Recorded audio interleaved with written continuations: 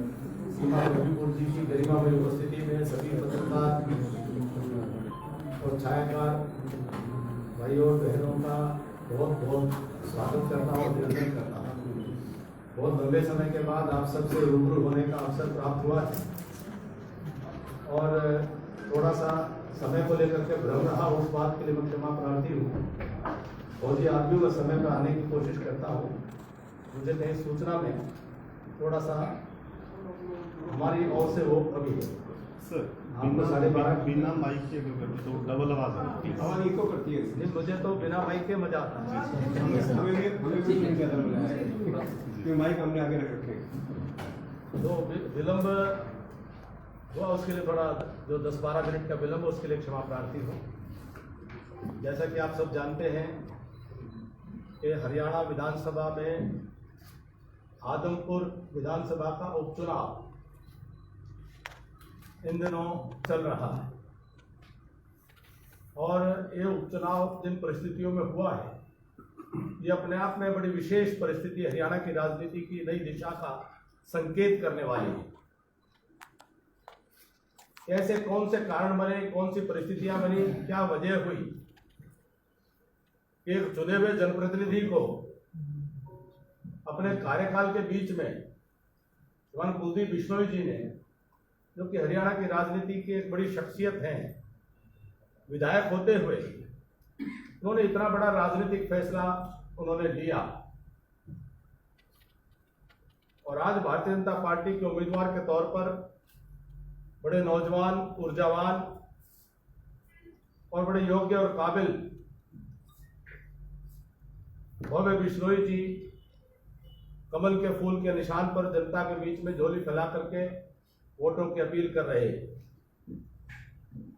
मेरा विशेष संकेत उन परिस्थितियों पर है जिन परिस्थितियों में चौधरी कुलदीप बिश्नोई जी को हरियाणा की राजनीति में एक इतना बड़ा निर्णय लेना पड़ा। पिछले 8 वर्षों से आज श्रीमान मनोहर लाल जी के नेतृत्व वाली भारतीय जनता पार्टी की सरकार के 8 वर्ष पूरे हो रहे हैं। 2014 से लगातार प्रदेश की राजनीति में एक बड़ा परिवर्तन आया, जिसमें भारतीय जनता पार्टी को स्वतंत्र रूप से सरकार बनाने का अवसर प्रदेश की जनता ने दिया और पहली बार प्रदेश की जनता ने महसूस किया कि कुछ सरकार वह सही मायनों में बिना पैसे, बिना भ्रष्टाचार के, योग्यता के आधार पर नौकरियां लोगों के घर में सीधी चिट्ठी पहुंचे, ऐसा वातावरण की कल्पना कभी हरियाणा में कोई करता नहीं। और तमाम व्यवस्थाओं को पारदर्शी करते हुए ऑनलाइन ट्रांसफर हो या जितने भी सरकारी कार्य हो, उनको ऑनलाइन करने का एक बड़ा क्रांति का सूत्रपात वह मनोहर लाल जी के नेतृत्व में हरियाणा प्रदेश में प्रारंभ होता है। सरकार सही मायने में वह कुछ परिवारों की, कुछ घरानों की या किसी एक क्षेत्र की या किसी एक वर्ग की सरकार का होकर के पंचकुला से लेकर के पलवल तक हरियाणा प्रदेश के हर विधानसभा क्षेत्र कोने कोने में यह एहसास हुआ कि यह सरकार हरियाणा प्रदेश के सब लोगों की अपनी सरकार है। एक नई शासन संस्कृति का विकास होता है। देश में दुनिया के सर्वाधिक लोकप्रिय जननेता श्रीमान नरेंद्र भाई मोदी जी के नेतृत्व में भारतवर्ष आगे बढ़ा है, आगे बढ़ रहा है, मजबूत कदम रख रहा है। वहीं एक राजनीतिक दल के नाते से भारतीय जनता पार्टी पूरे भारतवर्ष में भारत की जनता के बीच में जाकर के दुनिया के लोकतांत्रिक प्रणाली से काम करने वाले देशों के अंदर सबसे बड़ा राजनीतिक दल बनकर के उभरा है। ऐसा राजनीतिक दल जिसका शीर्ष भी एक कार्यकर्ता है, जिसके शीर्ष पर वो सामान्य परिवारों से निकले हुए राजनेता हैं, जिन्होंने कभी मेहनत करके अपने और अपने परिवार का पेट पालने का काम किया। चाहे वो नरेंद्र भाई मोदी जी हो, चाहे वो अमित भाई शाह जी हो, और चाहे वो हरियाणा प्रदेश में मनोहर लाल जी हो, उत्तर प्रदेश में योगी जी हो। एक ऐसी राजनेताओं की श्रृंखला देश में खड़ी हुई चाहे पूर्व राष्ट्रपति रामनाथ कोविंद जी हों, वर्तमान राष्ट्रपति द्रौपदी मुर्मू जी हों, ये देश का एक गरीब परिवार में झोपड़ी में जन्म लेने वाला व्यक्ति भी देश के सर्वोच्च पद की शोभा बढ़ा सकता है, ऐसा राजनीतिक वातावरण बना। अब हरियाणा प्रदेश में जैसा कि पूरे राष्ट्रीय स्तर पर स्थिति है कि विपक्ष पूरी तरह से इस नए राजनीतिक वातावरण में अपने आप को अप्रासंगिक पाता है, अपने आप को, अपनी भूमिका कहीं उसको निरर्थक भूमिका पाता है, क्योंकि इस नई राजनीतिक संस्कृति में अपने आप में जो पहले राजनीति चल रही थी कांग्रेस पार्टी की या अन्य विपक्षी दलों की, जातिवादी राजनीति, तुष्टीकरण की राजनीति, लोगों को लड़ा झगड़ा करके अपने परिवारों को आगे बढ़ाने की राजनीति, उस राजनीति के अंदर अब जनता ने उसको अस्वीकार कर दिया है। तो इसलिए विपक्ष पूरी तरह से दिशाहीन और दृष्टिविहीन दिखाई देता है। वही स्थिति प्रदेश में अनुभव में आया कि सामने विपक्ष के तौर पर कांग्रेस पार्टी एक देश की सबसे पुरानी पार्टी और उसके साथ दूसरी विपक्षी पार्टी इंडियन नेशनल लोकदल, वह अपने अपने जो कुछ चुनिंदा लोगों के दरवाजे और दस्तक तक ही सिमट करके रह गई, उनकी दहलीज तक सिमट करके रह गई। कांग्रेस पार्टी ने प्रयोग किए, श्रीमान अशोक तंवर पूर्व प्रदेश अध्यक्ष, उनको अपमानित करके, उनके साथ दुर्व्यवहार करके, उनको राजनीतिक तौर पर प्रताड़ना करके और यहां तक कि सीधे सीधे उनके शब्दों में उन्होंने आरोप लगा करके कहा कि शारीरिक हमले उनके ऊपर करके एक प्रदेश अध्यक्ष जो कि एक राष्ट्रीय पार्टी के प्रदेश के अध्यक्ष हैं, उनके साथ जो व्यवहार हुआ वो अपने आप में विपक्ष की प्रमुख कांग्रेस पार्टी की अंदरूनी संस्कृति का एक बहुत बड़ा, जो उनकी सच्चाई को उजागर करने वाला, पर्दाफाश करने वाला एक वातावरण बना। अशोक तंवर जी के हटने के बाद कांग्रेस के राष्ट्रीय नेतृत्व ने एक प्रयोग और किया, कुमारी शैलजा को, वो भी दलित, शोषित, वंचित वर्ग से, उनको भी अवसर देकर के किसी तरह से जनता के बीच में पार्टी को प्रासंगिक बनाया जाए। और कुमारी शैलजा भी पूर्व केंद्रीय मंत्री, एक महिला होने के नाते कांग्रेस पार्टी ने जिस प्रकार से उनके साथ दुर्व्यवहार हुआ, तो उससे समझ में आ गया कि कांग्रेस पार्टी में एक ऐसा गिरोह काम करता है जो कांग्रेस पार्टी को उभरने नहीं देगा, वो अपनी जेब से बाहर कांग्रेस पार्टी को निकलने नहीं देगा, वो कांग्रेस पार्टी को उपजने नहीं देगा, वह हरियाणा प्रदेश को असंख्य हाथों से लूटने की दोबारा से साजिश रचता हुआ दिखाई देता है। उसके मन में हरियाणा का विकास नहीं है, उसके मन में हरियाणा की जनता का विश्वास अर्जन नहीं है, उनके मन में हरियाणा की जनता को लेकर के कुछ अच्छे स्वप्न और संकल्प नहीं है, बल्कि अपने ही बच्चे परिवार के कुछ लोगों को आगे बढ़ाने का और फिर से हरियाणा के किसान और मजदूर को लूटने का सपन के अलावा उनके पास कुछ नहीं है। तो ऐसे में कहीं ना कहीं जो चौधरी कुलदीप बिश्नोई, चौधरी भजनलाल जी की विरासत को लेकर के हरियाणा में कांग्रेस में काम कर रहे थे और उन्होंने अपनी पार्टी को भी मर्ज करके बड़े उम्मीद के साथ उन्होंने सोचा था कि वो एक फिर से कांग्रेस पार्टी में सक्रिय होकर के काम करेंगे, लेकिन उन्होंने भी अंततोगत्वा महसूस किया कि अब कांग्रेस पार्टी यह एक गिरोह के सरगना की जेब की पार्टी के अलावा कुछ नहीं बचा। तो अंततोगत्वा कहीं ना कहीं उनके समझ में आया, देर आए दुरुस्त आए, राज्यसभा चुनाव में उन्होंने आत्मा की आवाज पर एक बड़ा फैसला लिया। वो तो कांग्रेस में और भी लोगों की पता चला है कि आत्मा जगी थी, कांग्रेस के अंदर भी प्रश्न खड़े होते हैं, लेकिन ये तो खुला उन्होंने पूरी रूप में स्वीकार किया। बहादुर आदमी ही इस बात को स्वीकार करते हैं। और उसके बाद उन्होंने अंतिम तौर पर अब इस बात को स्वीकार करते हुए घोषणा की कि ये भारतीय जनता पार्टी ही देश को आगे बढ़ा सकती है। भारतीय जनता पार्टी ही सबका साथ, सबका विकास, सबका विश्वास के नारे को साकार कर सकती है, सार्थक कर सकती है। और भारतीय जनता पार्टी में शामिल हुए, हम उनका स्वागत करते हैं। मुझे सारी भूमिका इसलिए रखनी पड़ी है कि हरियाणा की राजनीतिक संस्कृति का इससे स्पष्ट विवरण कोई दूसरा नहीं मेरी समझ में आता है। ये कांग्रेस के जितने भी वरिष्ठ पुराने लोग हैं वह कांग्रेस के अंदर आज या तो छोड़ चुके हैं या छोड़ने की तैयारी में है। बचता है तो एक छोटा सा गिरोह बचता है, और वो भी धीरे धीरे जनता उनको उनकी सही जगह बता देने वाली है। मित्रों, आदमपुर के उपचुनाव में भव्य बिश्नोई जी की जीत, भारतीय जनता पार्टी की जीत, कमल के फूल की जीत, वह ठीक उसी प्रकार से जैसे मुहावरा कहा जाता है कि आसमान पर साफ लिखा है, दर्रो दीवार के ऊपर स्पष्ट दिखाई देता है। जर्रे जर्रे से आवाज आती है कि कमल का फूल आदमपुर में खिलने वाला है। एक बड़े बहुमत से भारतीय जनता पार्टी की यहां पर विजय होगी। हमारे 40 विधायक से बढ़कर के 41 विधायक बनेंगे।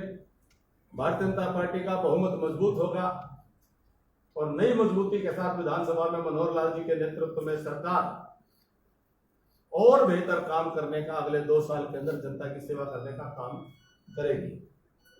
मुझे कांग्रेस पार्टी के उम्मीदवार हों, इंडियन नेशनल लोकदल पार्टी के उम्मीदवार हों, आम आदमी पार्टी के उम्मीदवार हों और अन्य किसी दल के उम्मीदवार हैं, मुझे उनमें से कोई भी ऐसा उम्मीदवार नहीं लगता जो वास्तव में आदमपुर की जनता से जुड़ करके और आदमपुर की जनता की सेवा का संकल्प लेकर के चुनाव के मैदान में आया है। कांग्रेस में तो स्थानीय लोग कोई टिकट लेने की लाइन में नहीं दिखाई दे रहे। उन्होंने कभी बगल के विधानसभा के उम्मीदवार से चर्चा की तो उन्होंने भी कहा नहीं, मेरा तो पुराना हल्का ही ठीक है। और वो पूरे हिसार जिले में नहीं मिला, कोई बगल में नहीं मिला। कांग्रेस पार्टी ने जिनको उतारा है जनता ने उनको आजमाया हुआ है। आम आदमी पार्टी के हो या इंडियन नेशनल लोकदल के कोई मुकाबले में नहीं है। तो मैं अंतिम बात इतनी संकेत करता हुआ कि हमारा अनुमान यह है कि अकेले में भारतीय जनता पार्टी के जितने वोट होंगे, बाकी सब उम्मीदवारों के कुल मिलाकर के भी उतने वोट शायद नहीं हो पाएंगे।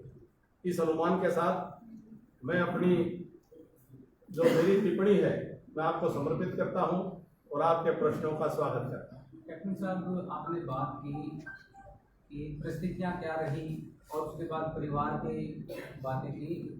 ऐसी परिस्थितियां क्या थी कि कुलदीप बिश्नोई ने इस्तीफा दिया और चुनाव का डेटा लगा? ये पार्टी का अपना फैसला होता है और स्वाभाविक है कि कुलदीप बिश्नोई जी ने भी इस बात को ओपन रखा कि जो भी पार्टी फैसला करेगी मैं भी लड़ सकता हूं और भव्य बिश्नोई जी भी लड़ सकते हैं और पार्टी और जिसको चाहे पार्टी लड़ा सकती है। तो पार्टी ने भविष्य को ध्यान में रखते हुए कि एक नए योग्य नौजवान है, पहले भी लोकसभा का चुनाव लड़ करके उन्होंने राजनीतिक क्षेत्र के अंदर अपनी पदार्पण किया हुआ है, तो उस नाते से भव्य बिश्नोई जी को पार्टी ने एक योग्य उम्मीदवार के तौर पर आपके बीच में, जनता के बीच में भेजा है। वही लोकेशन कौन सी थी सर जिसके आधार पर भव्य बिश्नोई को उम्मीदवार बनागा? क्योंकि लोकसभा चुनाव में तो इसी आदमपुर से 23,000 के माध्यम से आ रहे थे। हर चुनाव के अपने समीकरण होते हैं और 1 और 1 11 होते हैं। जब वो किसी और सिंबल पर थे और भारतीय जनता पार्टी के सिंबल पर हैं तो 1 और 1 11 होते हैं और राजनीति का गणित अलग प्रकार से काम करता है। 5 सर बीजेपी के प्रत्याशी हैं भव्य बिश्नोई। बीजेपी 8 साल में कोई 5 काम गिना पाए कि आदमपुर हल्के में जो उन्होंने किए हो, जिनको दिखा करके वो वोट मांग पाए। 500 करोड़ 700 करोड़ 800 करोड़ रुपए का जिक्र हर वक्त यहाँ पे करता है। लिस्ट देने की बातें भी होती हैं लेकिन आती नहीं, कोई भी ऐसे 5 काम। मैं आपको एक सूची जारी कर दूंगा तो कृपया करके उस सूची को आप प्रकाशित कर दीजिएगा। आप उस सूची को अपनी रिपोर्ट के अंदर आप उसकी रिपोर्ट बना दीजिएगा।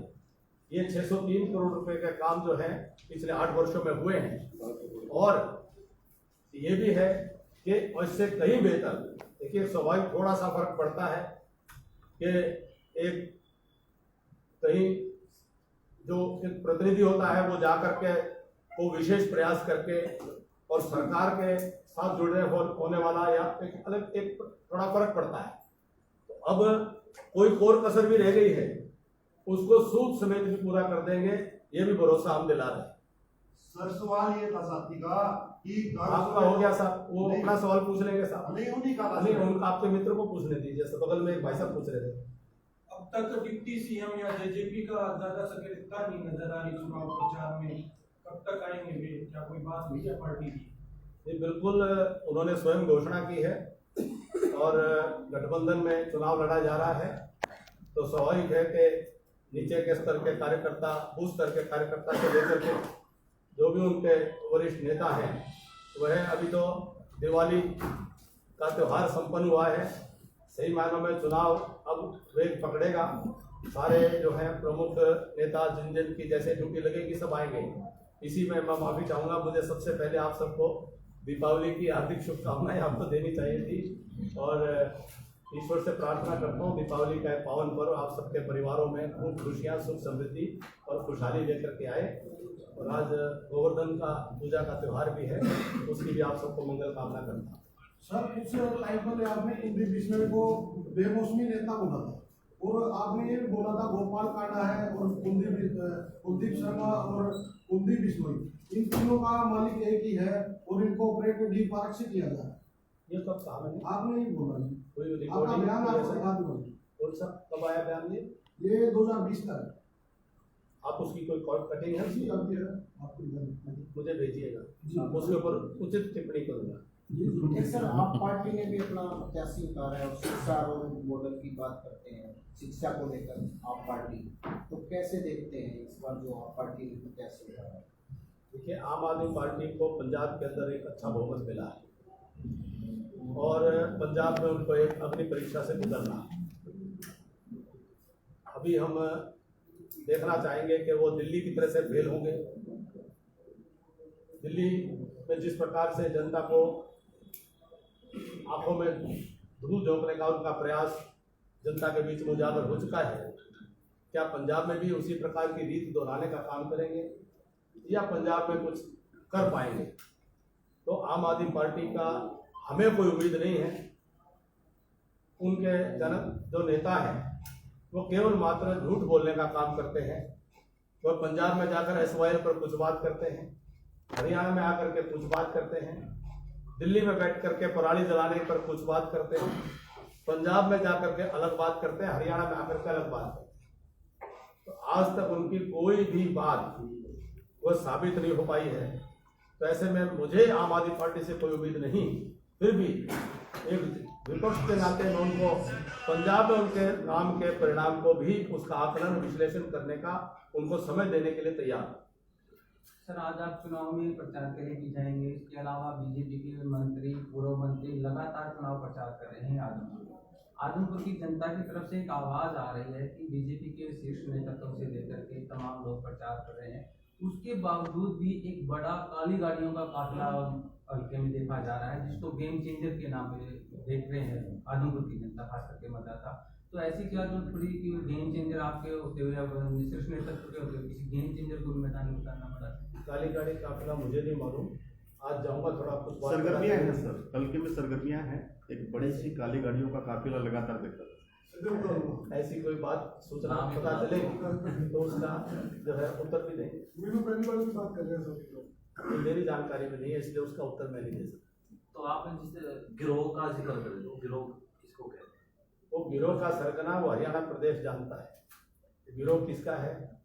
जो कभी किसी दूसरे को हरियाणा प्रदेश में देख करके राजी नहीं, जिन्होंने हरियाणा प्रदेश को असंख्य हाथों से लूटा है, जिन्होंने किसानों की जमीनों को कम दाम के ऊपर उनको अधिग्रहण का भय और डर दिखा करके, जिन्होंने हजारों एकड़ जमीन को अपने साथियों की जेबों में डाल करके हरियाणा की जनता की जेब पर डाका डालने का काम जिन्होंने किया है, जिनके ऊपर अनेक प्रकार के मुकदमे भी चल रहे हैं। हरियाणा की जनता जब उनकी सच्चाई को जानती है कि जब उनको सत्ता से बेदखल कर दिया गया तो किस प्रकार से हरियाणा प्रदेश को उन्होंने जाति पाति की आग में जलाने का काम किया, ऐसे लोगों को हरियाणा की जनता पहचान चुकी है। इसलिए उस गिरोह के सरगना का अनुज रोहतगी जी मेरे से ज्यादा आप जानते हैं। इतनी खूबियां होगी नाम में नहीं थे। ऐसा सवाल है, हरियाणा प्रदेश की कच्ची क्लास में पढ़ने वाले बच्चे से भी पूछ लोगे कि हरियाणा की राजनीति का डाकू कौन है, वो आपको जवाब दे देगा। तो सर प्रश्न अगर किया जाएगा तो ये कहना पड़ेगा कैप्टन साहब ने बिना नाम लिए निशाना। राजेश जी के मन में पता है, अनुज जी के मन में भी पता है, आप भी बता दो। आप भी पूछ लो, मैं हाँ ना कह जिनकी तरफ आप इशारा कर रहे हैं उनके लिए अभय सिंह चौटाला लगातार वो आपकी ही बेटियां बोलते हैं उनको। ऐसा है, अब उनके बारे में मुझे हर एक बात का उत्तर देने की जरूरत नहीं, लेकिन मैं मानता हूं कि हरियाणा की राजनीति में ऐसे तत्व वह एक प्रकार से घुन का काम करते हैं, लोकतंत्र को विनाश करने का काम करते हैं, हरियाणा के नौजवानों के भविष्य को नष्ट करने का काम करते हैं। ऐसे तत्व राजनीति से जितनी जल्दी उनका उन्मूलन हो जाए, पोलियो की दवा जैसे देकर के पोलियो का उन्मूलन करने की आवश्यकता पड़ती है, ऐसे लोगों को ऐसी दवा पिलानी चाहिए कि भविष्य में वो हरियाणा की जनता के साथ में ऐसे फरेब और धोखा देने के, विश्वासघात करने के काम दोबारा न कर पाए। उनके जो भी कोई अंदर ये बाहर से तो समर्थक तत्व बैठे हैं, उनको भी उनकी आत्मा जाग जाए कि ऐसे लोग लोकतंत्र के लिए अच्छे नहीं है, ऐसे लोग समाज के लिए भी अच्छे नहीं है, ऐसे लोग मतलब देश के लिए भी अच्छे नहीं। तीसरा बाई इलेक्शन है सर मनोहर जी का, हालांकि चौथा है ये, उसमें से जो पीछे वाले 2 हार गए इस टर्म की अगर बात करें, वो क्यों हारे और ये क्यों आप जीत पाएंगे?